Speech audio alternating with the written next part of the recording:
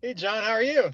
I'm doing great. How about yourself? Doing great, great. So you guys are almost done with spring. Only got one more day, I guess, before the spring game. You're an older guy, been here a few years. Obviously, a lot of changes happened this spring. So, from your perspective, how has it been this spring? Has it been, productive with working with a new coaching staff, a new system? How have the guys kind of responded to everything?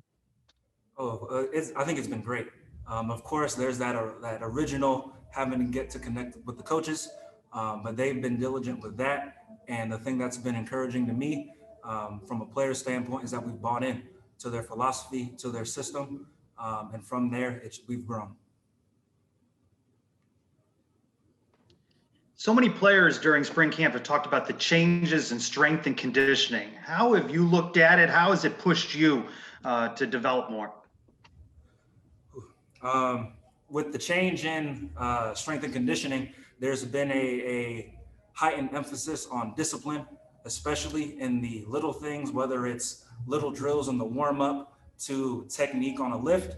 And it's tuning those fine details and being meticulous on those fine details, which then carry over into our approach on and off the field. And I think that point of emphasis on Coach Dawson's part has bettered the team in a good way.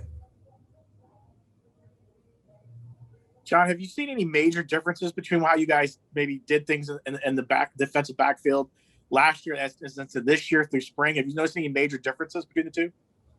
Of course, there are some scheme differences, but I won't get into that. But really, when it comes to the back end, communication is number one, and executing your assignment. That is the main thing playing defensive back, no matter what scheme you have. So other than scheme, I'd say playing DB is playing DB. John, what's it like working with Travis Williams as your defensive coordinator? And then on a related note, also, what's it like working with David Gibbs, who's your position coach at safety? Sir, they are both awesome, reputable coaches. You can tell they care about not just the game, but us as people and developing us not only as players but as people. So it's been a joy to play under them. Yet again, the whole defense has bought into their philosophy as a defense. And then when it comes to Coach Gibbs, like Coach T. Will, he's a guy who's focused on getting us better both on and off the field, and preparing us for whatever's next.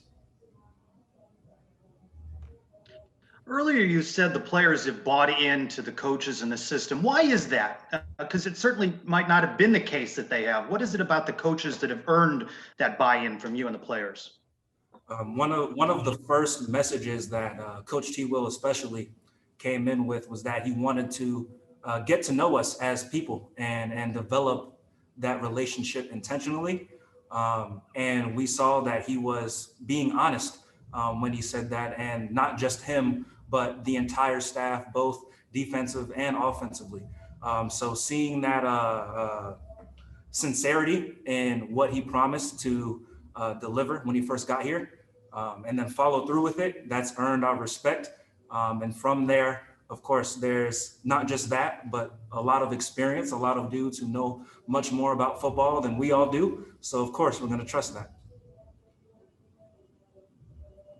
Just one more practice on Friday, then the spring game on Saturday. You're almost through the entire spring, which has flown by. But has anyone stood out to you, whether in your position group or on elsewhere on defense or offense? Has anyone stood out to you this spring?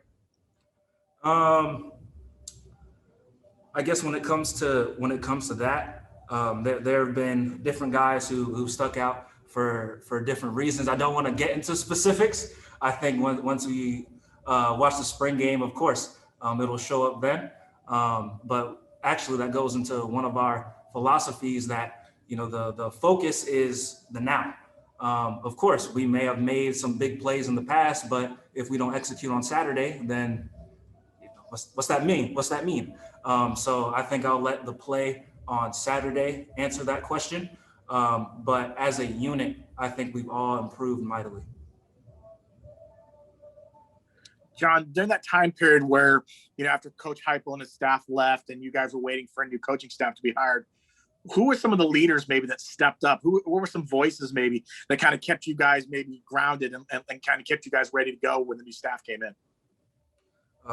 Yes, sir. Yes, sir. So, actually, one of the maybe not as well known guys, but the two strength coaches that were left, Coach Miguel and Coach Andrew, they were notable guys in terms of giving us some sort of structure to work with, because we still in college, we need that.